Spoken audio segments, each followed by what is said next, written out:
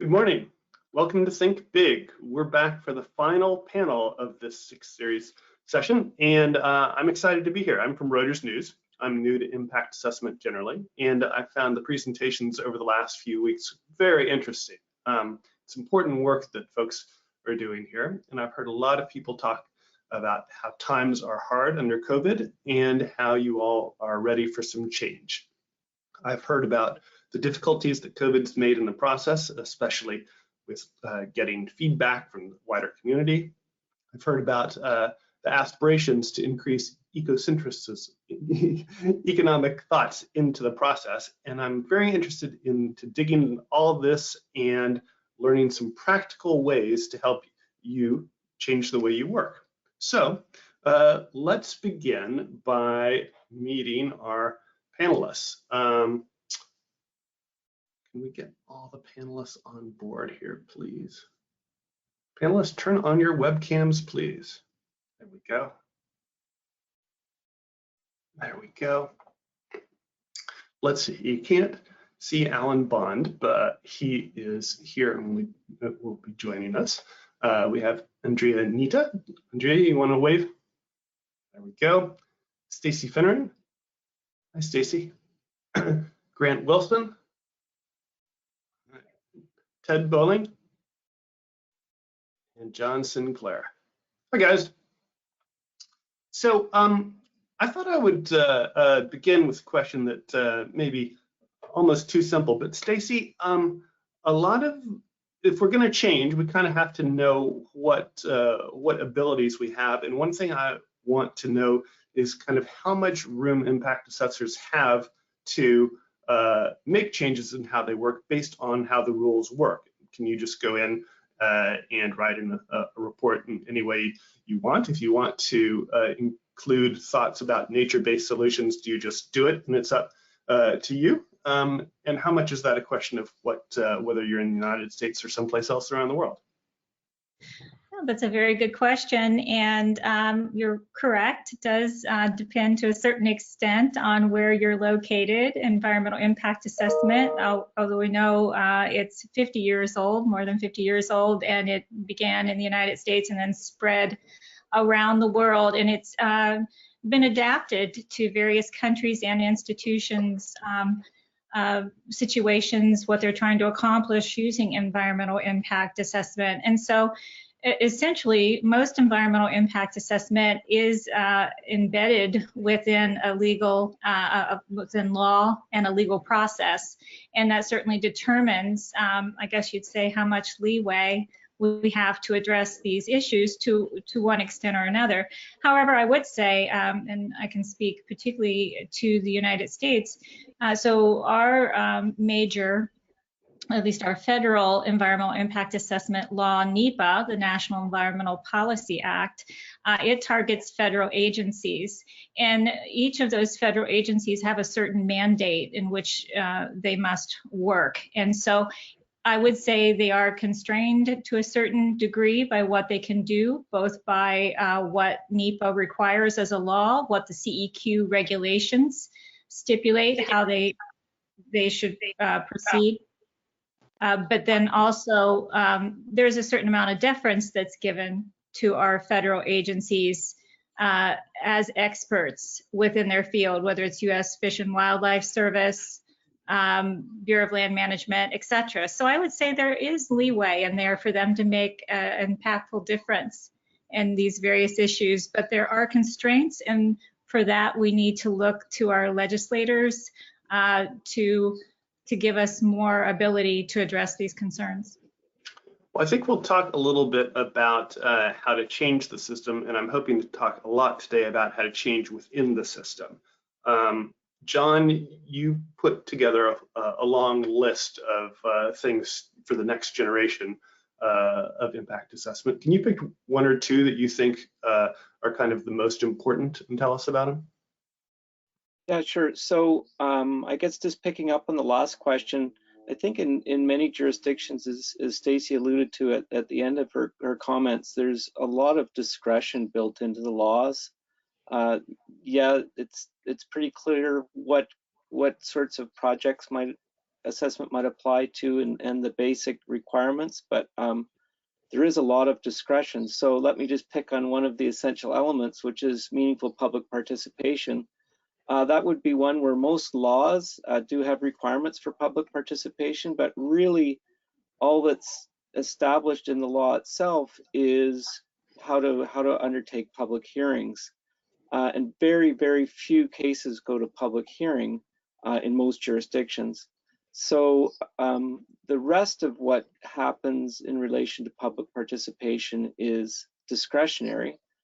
So that's why we've been trying to outline what we think would be key components of public participation within assessment, some of which should be captured in assessment law, such as the definition of meaningful public participation, what that means, and some of the key elements for making that happen, such as providing public notice and sharing information, so the basic baseline. The other element that I would pick on would be interjurisdictional cooperation. So in many jurisdictions, Canada, the United States, many others, all of Europe, the potential impacts of projects do not respect state, provincial, or international boundaries. So working together and trying to create some interjurisdictional harmony. Here in Canada, for example, we have different assessment laws in every jurisdiction and a federal law. And then there's a different law for, in the United States for projects that have transboundary implications. So I think finding ways to work together is a big challenge. Sharing power. Everybody wants to be the decision maker, so finding ways to make that happen, I think, is key to effective next generation assessment. Thanks. Andrea, could you tell us a bit more of your thoughts on effective community involvement, whether it's in your part of the world or any other parts that you studied?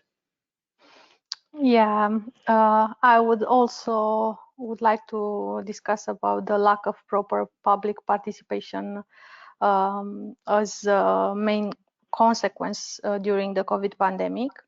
So in this period, the institutions and stakeholders were being for the first time in front of such a situation regarding the stage of public consultation. While the pandemic is still far from being over, we all know that, and the post-pandemic years will be marked with a high reluctancy towards public gatherings and hearings due to public health safety. Public participation in the decision-making process is now at risk, along with a number of conflicts that may arise. So this is why environmental impact assessment processes taking place during and after the pandemic must consider proper solutions to innovate and, of course, improve the stage of public participation benefits along the process. So, and have you seen any good examples? I mean, what's a good way to get more of that public participation? So best practices from different countries ensuring public participation within the process without any form of segregation should be introduced as standard approaches for the future.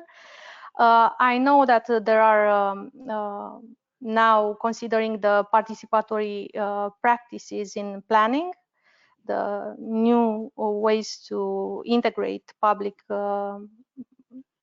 and stakeholders in environmental impact assessment procedure. So I'm referring here to workshop, more engagement from NGOs in different initiatives and so on.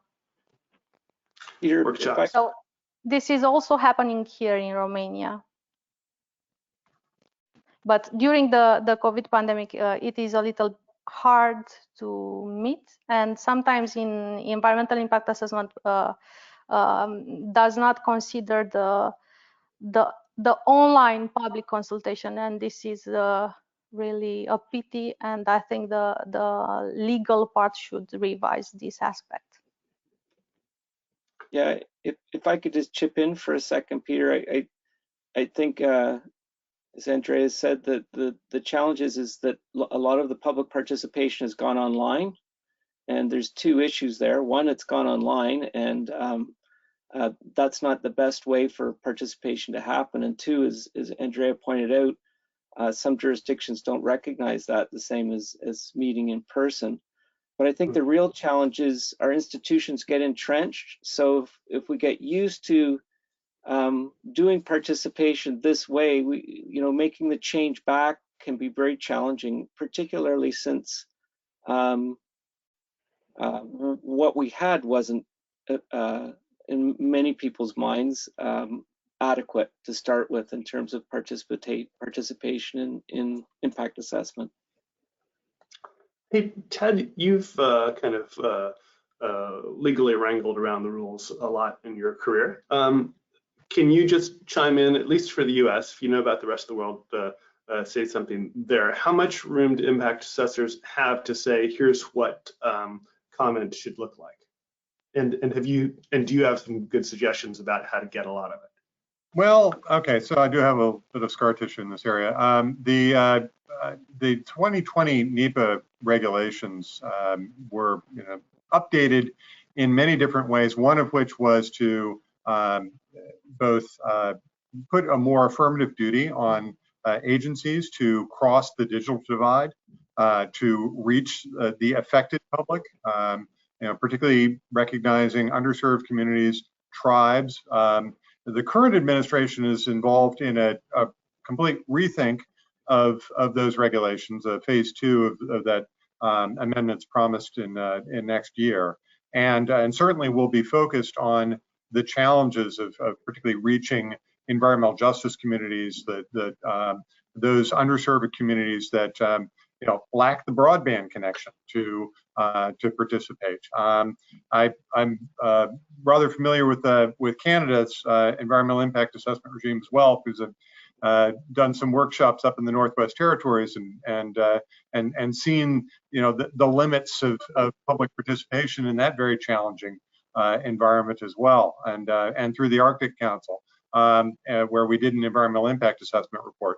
And it is a challenge for urban communities, for poor communities wherever they are, rural communities, and it's a challenge for agency. As John noted, I mean, they do tend to get entrenched, and this is an important topic. They want to know what the rules are, because certainly NEPA is their compliance with NEPA is reviewable and judicially reviewable, and they want to know that, well, if we do. You check these boxes. We do this hearing where we've done an adequate public participation, and the rules as currently written, there's a great deal of flexibility there, because there's a recognition that, and certainly during their COVID genesis, when we were doing everything by Zoom and or other platforms, that we needed to make allowances for much broader modes of participation, more electronic environmental impact assessment, and recognize that the 1978 CEQ regulations were written with paper documents in mind, and the circulation of paper documents, and so a broader definition of publication, and really a very fundamental rethink that is ongoing. And frankly, I look forward to seeing what the Biden administration is going to do with the 2020 updates. I think what I'm hearing partly from all of you, though, is that impact assessors themselves, you all can help define. You have the authority to define what types of communities you want to get specific comments from. Is that right? Certainly from the standpoint of identifying those who are affected. I mean, that's the agencies having the expertise on impact assessment, understanding, at least having a good base of understanding of who's likely to be affected. That can be the guide for identifying the communities that need to be engaged in the effects analysis.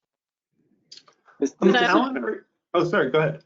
I was just going to add in there, but these are, and there are typically legal processes such as in the United States where there's a notice of intent that's published in the Federal Register. So it's potentially anybody who accesses or pays attention to that could participate as part of the public, but certainly as part of the process, the agency will know people that are likely, and that they will particularly reach out to them or try to engage with them to make sure that they're consulted with, at least in terms of best practices, that what you expect. But I think really the issue is certainly we want robust public participation, but since this is about think big, I think we also have to consider, once that public participation is engaged and comments are received, how impactful are they really to make a difference in the design, choice of alternatives, the type of alternatives? Are these just different business as usual alternative designs? Or are we really, when people, different groups say we need different alternative approaches, let's say for energy, how we're going to meet societal need for energy, are we really hearing these voices and saying, okay, we might be proposing a new coal-fired power plant, but maybe we need to take a different approach, not a different design on what that coal-fired power plant is going to look like, but rather maybe we shouldn't be building another coal-fired power plant. We need to reach, and that brings in the conversation, the idea of doing strategic level environmental assessment, to where you're looking at it as a sector, like how are we going to supply a given country or a region with energy? And impact assessment has the ability to direct that conversation and lead us to that conversation. But I think we need some transformation within the field to achieve that. I think we all know we need it. It's how do we actually create a system that's a likely outcome? Folks, I see some questions are starting to come in. Great, please keep them coming. I've got a couple more questions I want to ask some of the panelists, and then we'll start pulling in some. Alan, I think you want to speak, and I also want to throw a question at you, so you can either choose both or one. My question to you is, if you're thinking about increasing the outreach by impact assessors, should you be looking to opinion leaders in the climate change arena, such as institutional investors, risk managers, biodiversity community? Should you do that? How do you do it? Oh, interesting question.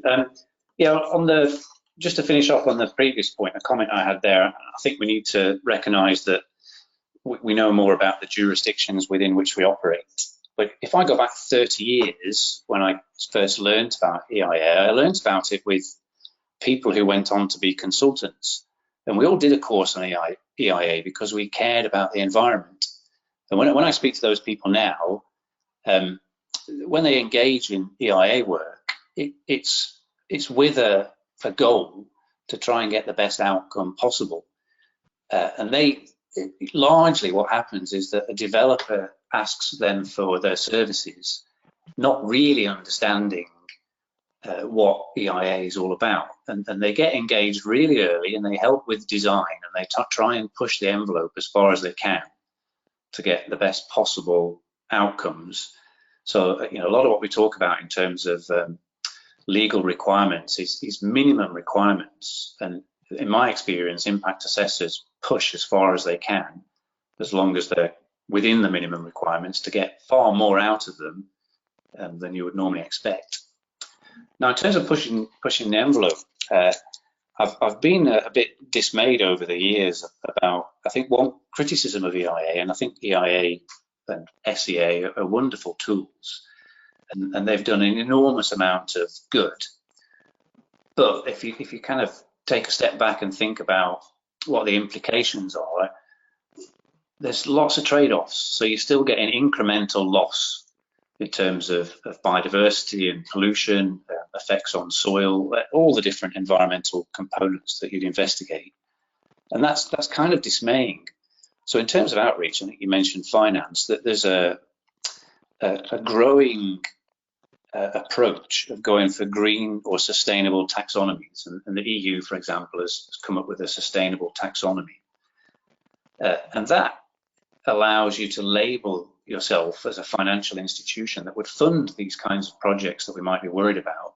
You can label yourself as sustainable if you, within the different environmental components that they look at, including climate, agriculture, biodiversity conservation, circular economy, providing you make a net positive improvement in at least one of those different areas and not having a negative impact in any others. So the big difference I see there to EIA as we practice it is that there is no acceptance of the trade-off.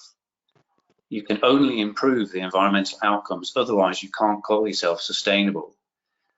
Now, I think EIA has a role in providing the evidence for the application of those taxonomies. And I think the US has one, China has one, and so the EU has an emerging one.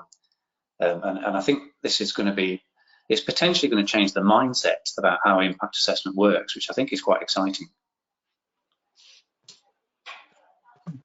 Grant, I want to bring you in, since I think you're challenging what a lot of us think about.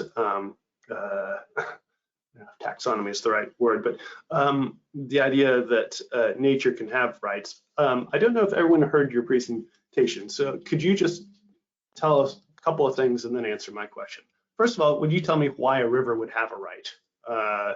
Secondly, can you tell me what your top 1 or 2 suggestions for this group might be? And then let's, and have you heard back from anyone since your presentation? I think we could get a little discussion about how lawyers and impact assessors could be working together more, both in the US and around the world. Yeah, sure thing. And why should a river have a right? We wrote a whole law school book about it, basically, that people are learning about and talking about. In 30 seconds. A couple of reasons. One is that, you know, the idea that just by existing you have rights. That's the reason humans have rights, because they exist. The Universal Declaration of Human Rights says that. And so why not nature and ecosystems? By existing, they have rights. And then the other big reason is that currently all of nature is defined as property. Under the law, you're a person or your property. There's 2 choices. And by being our property, we exploit it and degrade it and use it up as much as is economically beneficial, with a few limitations. And by saying rivers have rights, you know, now they're equals and they can participate in society with a voice instead of just being something that we own, which will protect them better. And then in terms of a couple of recommendations that I made in the presentation, well, one is, let's say nature has rights or rivers have rights, and there's, you know, over 20 countries where at some level of government that's true.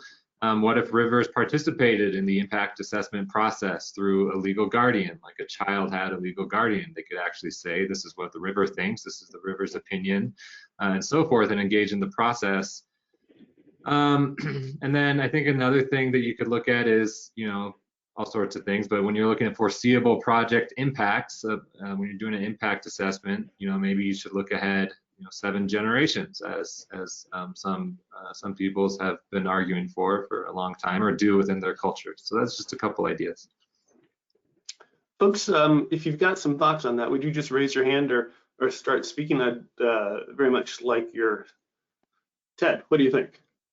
Well, you know, it's being a former litigator, actually I'm currently a litigator, we in the United States really focus on standing to sue. Do you have a stake in the outcome? And inevitably it gets down to these fairly picayune little questions of, you know, are you actually visiting this particular location? I mean, the way that our Supreme Court has constrained things, it's become an astonishing exercise. When I first got to the Justice Department, I was astounded to learn that we used to not challenge standing.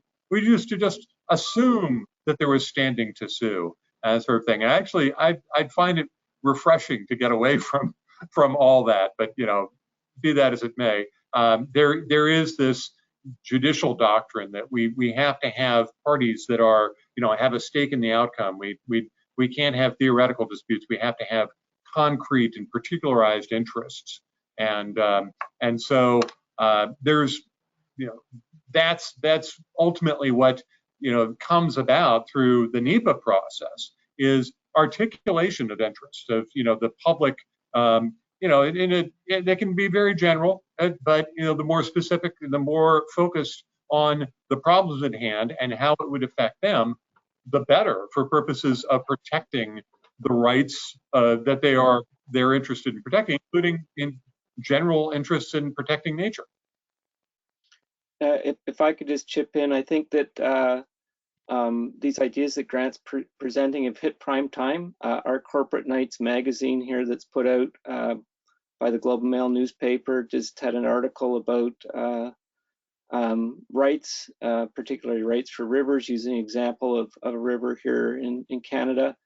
The concept has been around for a while, started in New Zealand. I know Grant could tell us way more about it, but it certainly builds on ideas in other jurisdictions, like in India, where there's the opportunity to bring litigation for damages that have been caused in the public interest. So I think this is sort of an extension of that, and I think I'm very interested in the ideas that Grant is thinking about in terms of the potential for bringing this into impact assessment. Yeah, Andrea, what do you think in Bucharest and other areas you've studied? Does this travel outside of California? Grant's actually in Oregon, so. Yeah, so for the moment, legal norms here in Romania fail to determine developers to consider and integrate in their study new concepts. And I don't know, I can give now lots of examples. Let me think of some. So for the moment, we are not considering adaptation to climate change, adaptation to restrictions such as those enforced by COVID-19 pandemic, or use nature-based solutions when designing the projects. So we are applying the Environmental Impact Assessment Directive according to the European Union legislation, but we have lots of things to improve, and according to the European Union level. So we have lots of things to learn from best case scenarios, let's say. Can I just come in? Yes, please. So there's like a couple of things of interest there. I'm interested to hear about standing in the US, because it's kind of counter to the way that we have to go in Europe, driven by the United Nations Economic Commission for Europe and the Aarhus Convention, which gives rights to NGOs and any individual who has an interest. They don't have to be affected. Now, interestingly, Canada and the US are members of the UNECE, but haven't ratified the Aarhus Convention. But I mean, we in Europe we have to do, because the EU has ratified it, and that's changed directives as a result.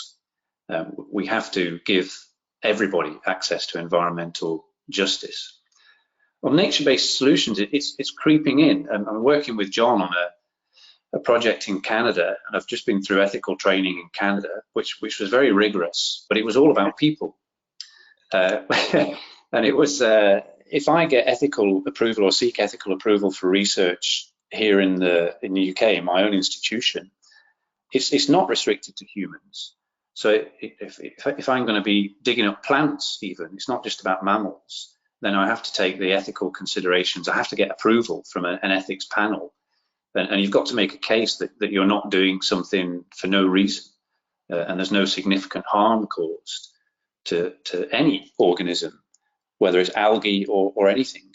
So so it's creeping in. That's not part of the IA, but when it creeps into thinking in other places of work, it's starting that process of filtering across everywhere, I think. Yeah, well, in the United States, if you're if you're going to affect a threatened or endangered species or a marine mammal or another resource that is covered by a specific statutory duty, then you have an agency that governs those sorts of impacts. The U.S. Fish and Wildlife Service for terrestrial beings and the National Marine Fisheries Service for the marine. And there are other, specific protections for nature, but broadly, generally speaking, no, we don't have the analog to Aarhus. And I know a colleague of mine was at ESPU for negotiations, and was a big proponent within the U.S. government. But that remains to be seen as to whether the United States will broaden its consideration, particularly just in transboundary impact analysis as well.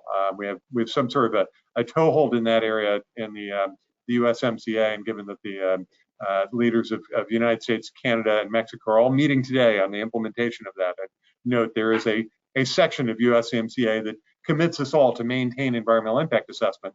It is sort of a toehold for a broader conversation. So, Grant, you look like you're ready to respond there. I'm going to prime you with a question too. Would you be suggesting to the folks here that they assert in their impact assessments rights of nature, such as suggesting that a guardian be appointed for a river or forest or what have you, or kind of how, without changing the system, which we'll talk about in a little while, what do you do within the system if you believe in your suggestions? Yeah, thanks. I think, within any field, there's opportunities to look into or incorporate ecocentric law. You can call it or earth-centered laws, as well as the rights of nature. There's a movement amongst mountain towns in Colorado, which is where I am now, to assert the rights of nature through local resolutions to say that this river has rights or this watershed has rights. And a simple thing that they can do that doesn't have to, challenge the entire legal system, most of which is hostile to the idea of nature having rights, is to, consider nature's voice in local processes and, sure, impact assessments. And I think, the wording is important. You might not be able to say that, nature's rights are federally recognized in this one place, but you could say, what about, how would this look from nature's perspective? And how would this project impact nature's own interest outside of the impacts to humans? I think we do that a little bit, but to really, squarely tackle the issue is a useful exercise, and also gets people in the practice of thinking of themselves as being part of a larger ecosystem, which is an important mind shift. I think also this, this ethics panel that was brought up, that sort of process is really important to look into. What are the ethical philosophies that are underpinning, ethics panels? What are the forms of ethics that are being put forth? You could talk about ethics from, a human perspective, a community perspective. It could or it could not incorporate economic considerations, and you could include an ecocentric perspective. What are ethics from the perspective of ecosystems and nature? And so there's a lot of stuff that impact assessments work with right now that could be experimented with to incorporate some of these ecocentric rights of nature principles, and I think that would be a valuable exercise. And at worst, it would spark a lot of good conversation amongst people in the field, and at best, there'd be something productive from it. Hi, Stacey. Yeah, please.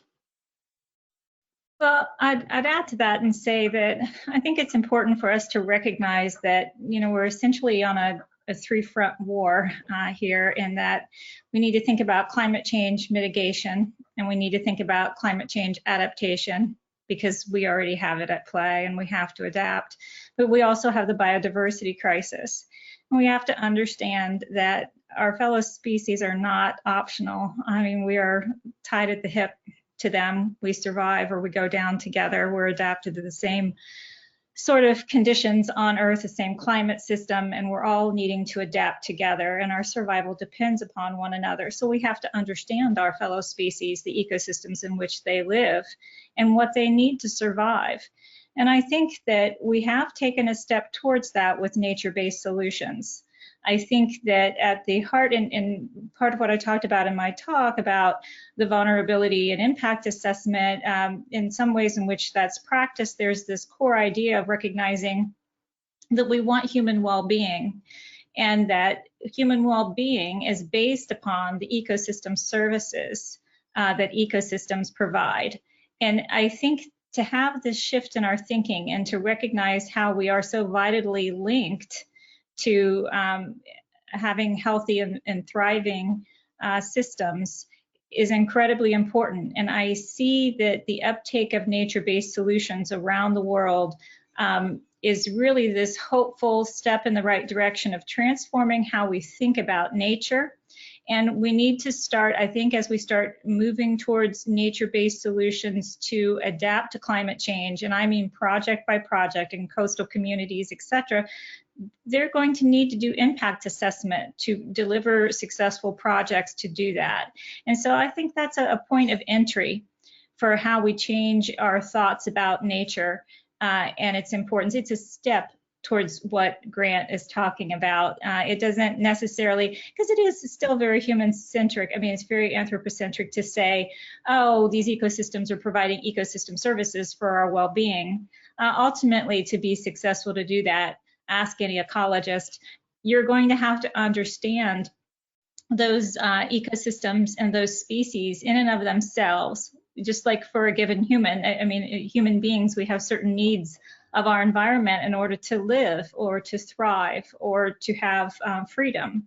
Well, you can say the same thing for other species. You know, they just have certain biological and even social needs in order to be fully what they are as a particular species, a fully manatee. This is what a manatee is, this is what it needs of its environment. And not just to exist and survive, which oftentimes we legislate species protections laws as if we're just concerned about them surviving. We need them to thrive. And sometimes that needs social systems. Our fellow primates, they need social systems in which to thrive and be fully what they are. So I think we're moving in that direction. And I think there are different entry points where we can start to bring that into the legal system in a way. But it really does mean transforming how human beings think about the earth, for them to have a much better understanding of who and what they are. And that nature is not optional, and we are part of nature, and we have to start thinking, and that needs to be brought into the legal system. But I think it'll be step by step. You know, one thing I heard in some of the presentations was essentially the idea of impact assessors as educators, that the reports you write, the conversations you have are about helping broader communities to understand what you know. So I appreciated that point quite a bit. And I would say that the impact assessors on this panel seem like a very smart group. And one question I see is essentially, I would boil it down to lawyers who don't have a whole lot of experience in this should just stay out and avoid kind of throwing a spanner into the works. So Grant, what do you think about that, or does anyone want to either join the pushing out, or do you all need these outside voices? Grant, what do you think? Yeah, so we're in the business of what we call earth law or ecocentric law, and bending legal paradigms into new places. And a lot of what we do is kind of high level constitutional work. You know, we worked with a national government in Latin America, which it is will be announced soon, on a national law on the rights of nature, and that's kind of the high level stuff we do. And then that trickles down into hundreds of different legal fields. There's corporate law, there's IP law, there's wills and trusts, there's litigation, there's property law. And there's impact assessment, and there's all these lawyers that have this expertise in those spaces. And I think it's kind of my job is to share some of the legal movements, some of the philosophies that underlie these legal movements, and some of the reasoning for them, and then to find champions within these different fields to really figure out what that means in practice. So For example, I'm working with corporate lawyers in the United Kingdom right now to figure out how a company can give a voice to nature through a legal guardian within their corporation, and how to give that, how to give that nature that voice in a formal sense where they actually have some authority within this company. That's a very complex corporate law issue that brings up all sorts of questions about, well, don't people within a company such as board members have a fiduciary duty to the financial well-being of the company, and all these complicated things, none of which I'm the most qualified to answer. But by working with corporate lawyers, we can come up with some really exciting new models. So I think there's a phrase that I've heard or seen on a protest sign, I'm not sure, but we need dreamers and realists to unite. And I think earth lawyers dream up some of these new legal theories, and you need the people who have been doing in these fields for 20 or 30 years to help usher them into reality. So I think it's a mix, it's a balance.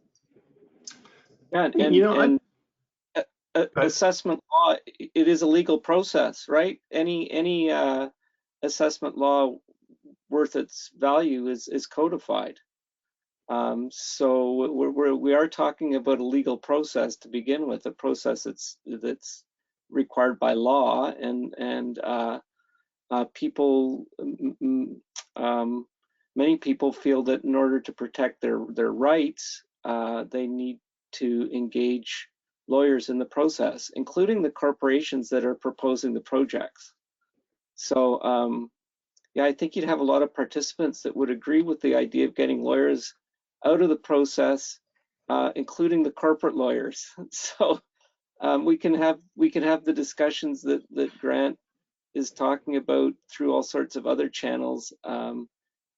Whether they can play out in a particular case is a different question, like a particular project assessment is a different question.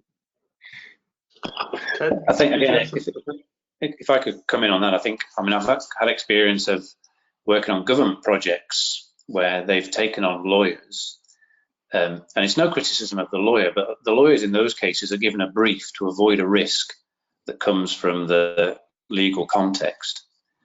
And actually what they sometimes come up with is wholly unethical, but ethics aren't really embedded in the written word of the law.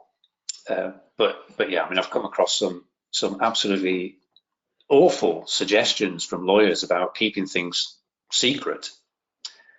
So I can understand where people are coming from when they say lawyers should sit out of things.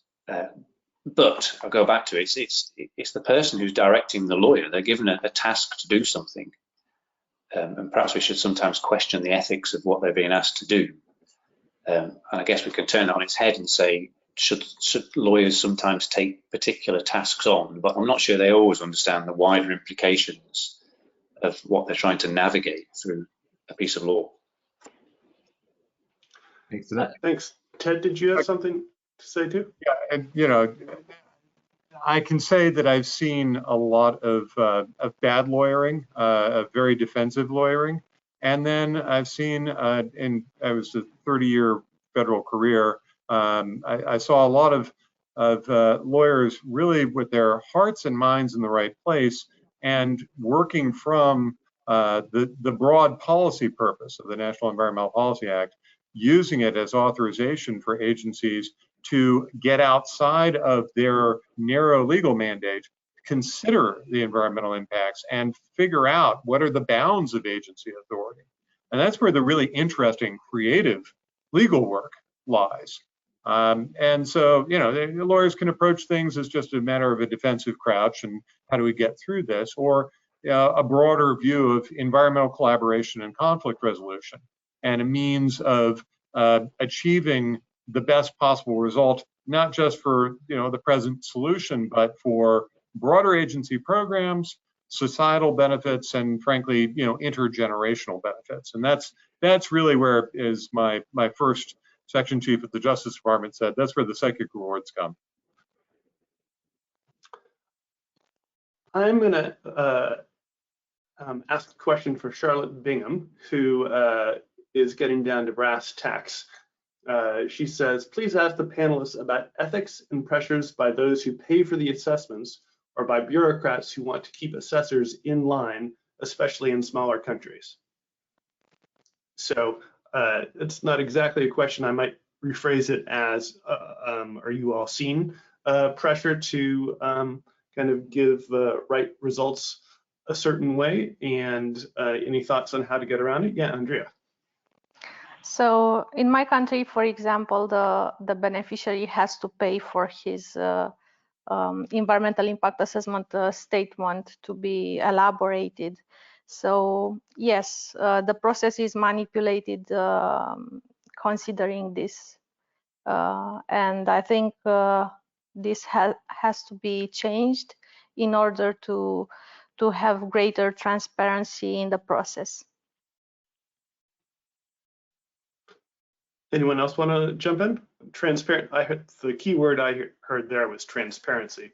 By the way, as a journalist, I love that. Anyone else?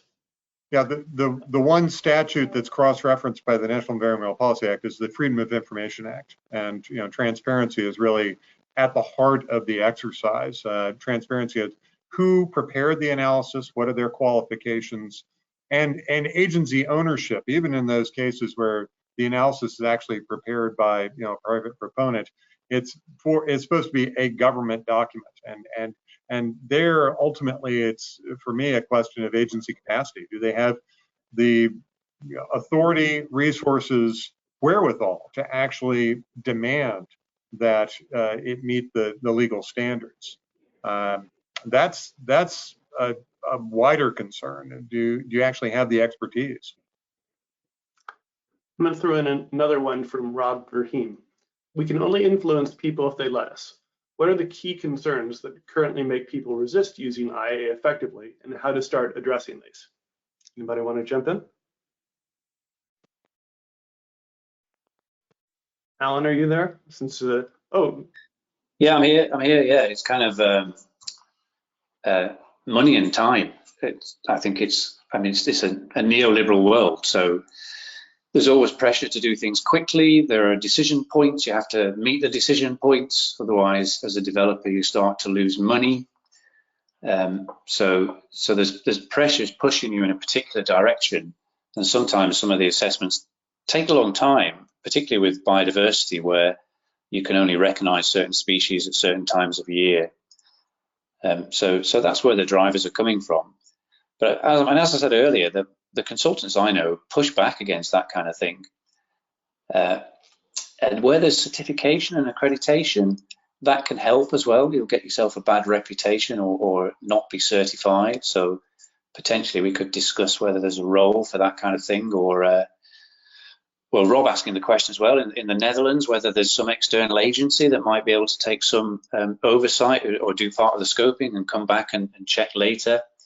There are ways around these weaknesses, but certainly you will get bad practice in many systems. There are always people looking for bypasses, and it depends how good the system is whether you can prevent these from happening.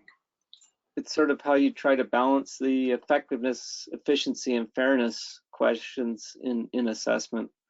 But yeah, I agree with Alan. Those issues that he raised at the end are sort of been perennial for assessment processes, and I think for better or worse, in many jurisdictions, some of the work that's done for proponents is often looked at as being biased. So as Alan mentioned, accreditation, different ways that we can look at the information that's being collected by whoever's providing it, and sort of try to judge the efficacy of it. One of our people, Alan Ehrlich, writes, "The minimum legally tolerable is an embarrassing ambition." That was well put. We've only got about 10 minutes left. I've got a couple of things that I want to ask about, but I'm going to keep on looking at questions, and Bridget and Jack and the team, I'm appreciating your help figuring out what to ask. And the next idea is to kind of change things from what you all are doing within the system to whether the system is changeable. And I'm going to go back to Grant because he's helped write some laws in various parts of the world, and because I like to kind of look beyond the US as much as possible. So, goodness, writing laws about the rights of nature in Latin America, how do you get anyone on board, and is that something that you would recommend any of the folks listening to you try? Yeah, well, Latin America is the rights of nature is bread and butter law there at this point. It's been adopted or passed or being considered in pretty much every country in Latin America at this point. And it hasn't always trickled down to different areas of the law after that. And so now is such a good moment to get involved in some of those countries where it's been adopted and think about, how would this work in impact assessment, and potentially, for the folks here, engage in some legislative drafting on, revisions or amendments to impact assessment laws to harmonize them with constitutionally recognized or nationally recognized rights of nature. And to do that, well, it's writing laws is the art of making things up. And I think we've made some good things up in the past and can make some better things up in the future. But I would just get in touch with people in any given country and offer your help. The other thing I wanted to quickly mention in terms of impact assessments and getting people excited about them is trying to make them accessible to young people. And I think, in Latin America, especially, as this kind of hub of rights of nature success is, let's say nature has rights and you can write that in legislatively into an impact assessment law. One way to get young people involved is to have them speak for nature, and that's something you can do through an impact assessment process that I think would get them more involved, and I think that's for everyone's benefit. So practitioners, what do you think about that? And what do you also think about changing the rules? Either John was talking, and Alan, I think, about having new standards for impact assessors in countries. I don't know, maybe new rules about it. Anyone want to jump in with thoughts on how to change the system? I will just very quickly say that we just passed a new federal assessment law in Canada about 1.5 years ago, and it's certainly moved the yardsticks fairly significantly from where we were, which maybe isn't a big leap, but the success in some of the language will come down to how it's implemented, is what I'll say. So we have climate provisions, for example, gender-based analysis provisions. There's a number of new requirements in the law that bring it forward significantly. And John, were you part of that? I mean, did you push to make your voice heard, or have colleagues who did so, or did it happen without your participation? There was a large group of people involved, including myself, yes, working directly with the federal government on changes to the law. And Andrea, I think you ultimately the law is theirs, though. Ultimately, what? The law I chose to pass, but it does move us forward, and it was a 2-year negotiation, basically. Andrea, I think you wanted to add something. Yeah, I was just wanted to add the fact that it's time to reshape the environmental impact assessment procedure, and as Stacy was saying, trying to fight climate change, biodiversity crisis, and so on, using all these large pool of instruments that we created over time in order to have achieved sustainability, and also by incorporating new concepts to improve human well-being. I've got one more from the audience, from Charlotte Bingham, who's become my favorite questioner. Thank you, Charlotte. Says EIA tends to be reactive, minimize adverse consequences. How can EIA become more proactive, do better, and reject some kinds of projects in favor of other solutions to our needs? And I'm going to add my own coda to that, which is, can you all in the process of impact assessments determine the bar for success? You know, say that the environment has to be a net, it has to be a project has to be a net positive for the environment. Anyone want to jump in? Well, the new Federal Assessment Act in Canada has a net positive contribution to sustainability. The question is the criteria that are used to determine that will be the challenge. I think before I talked about the EU taxonomy, the issue for the Canadian example there is, and I don't want to kind of say it's not a good innovation. It certainly is. But we all recognise that environmental assessment is based on trade-offs. So you can argue for a net benefit, whereas still making sure that you've got biodiversity loss, impacts on the climate, claiming that they're offset by other positives. So, I mean, I think what I'd really like to see is application of a kind of absolute level, whereby we're starting to make improvements without accepting losses, significant losses in any of the environmental components. And as I said earlier, that's a change in mindset.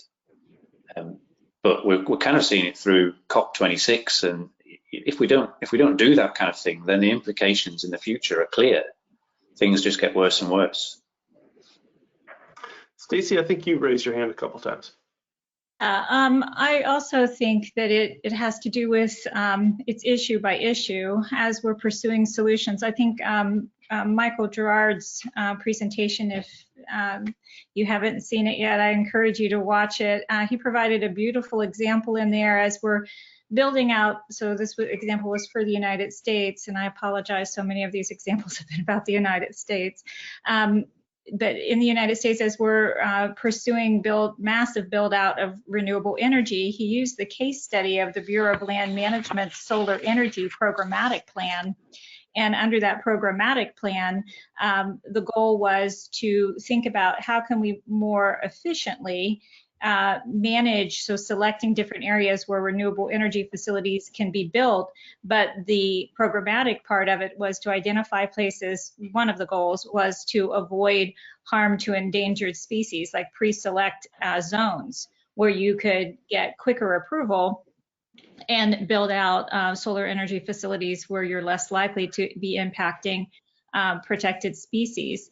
And he mentioned a couple ways in which that was being pursued to kind of streamline that process. But the point I wanted to make was that provides this wonderful connection between, we have this goal, the shared goal of massively building out renewable energy facilities in order to have climate mitigation, reduce our greenhouse gas emissions. At the same time as we're doing that, we could impact protected species. So impact assessment has this opportunity, I think, of providing process and opportunity by existing methods that we have, like programmatic processes that would allow us to, because that's part of what EIA does, is allow for concurrent compliance, like with the Endangered Species Act. My point with that is that I think that Michael Gerard's comment to where we need to think about how we can build out and connect with various databases to be able to more efficiently and effectively protect species as we are doing this. I think that's a really important thing that impact assessors need to be paying attention to. There are actually some really exciting databases that are coming out of IUCN with the Red List of Species, IBAT, STAR programs that provide you incredible information on how to care for and better protect these species and to link it into different players involved in these systems. So I would just say that we need to consider this issue by issue and find better method and process to achieve our objectives. And I think that's what impact assessment does quite well, is a very detailed, interdisciplinary, open, transparent, engaged, have the law behind us to do it. There's just so much that impact assessment has to offer to these questions that I think we need to better market ourselves, I guess you would say, for these ongoing initiatives.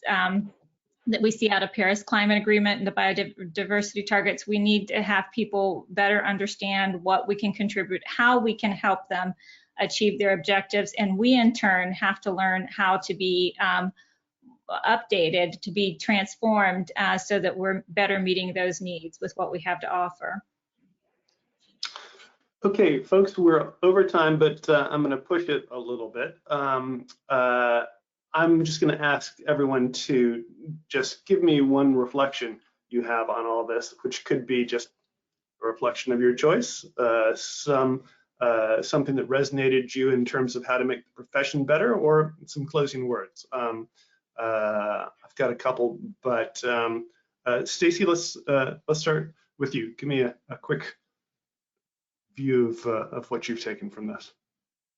Well, I think that a lot does lie in the realm of partnering between the technical aspects of impact assessment and environmental lawyers. I think we need them to help us deliver on meeting these challenges. And the IAIA has a climate action plan, and one of those goals is to have more to liaise with and to partner with the environmental law community.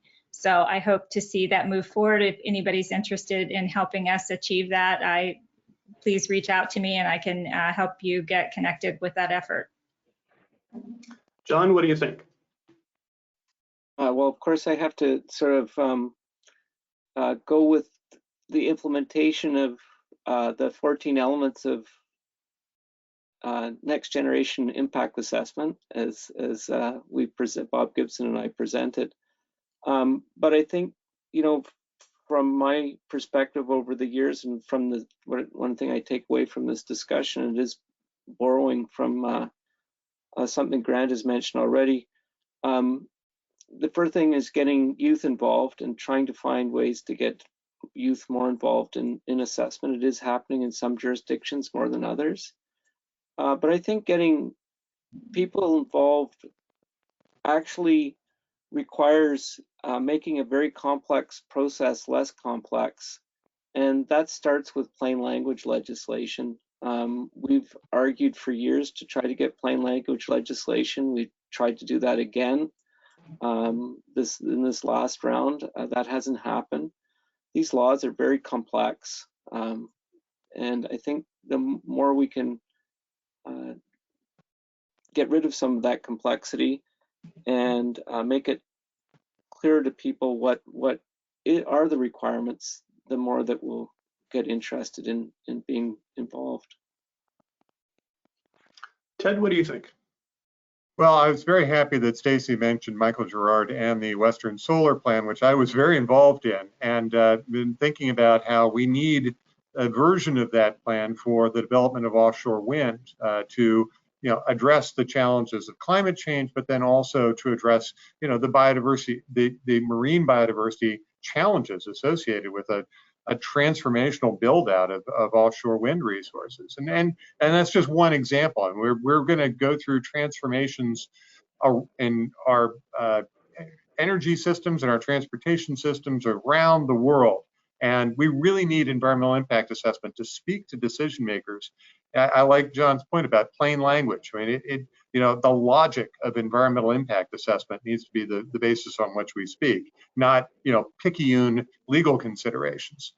So I think holding that basic purpose of the statute that I work with, which was to prevent or eliminate damage to the environment and biosphere and stimulate the health and welfare of man. I mean, that's edifying.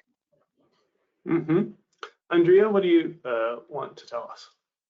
So I would conclude by going back to the improvement of public involvement and maybe try to improve the procedure by including public participation at early phases of the process, like scoping or maybe framing the questions. And also I would say that we need stronger requirements for consideration of public comments in the decision-making process. And of course, we need involvement of the public in the design and implementation of mitigation programs. Thank you. Alan, do you have a couple of closing words? Well, if I reflect on, I've only been in EIA for just over 30 years, which is well short of how long EIA has been around if we go back to NEPA.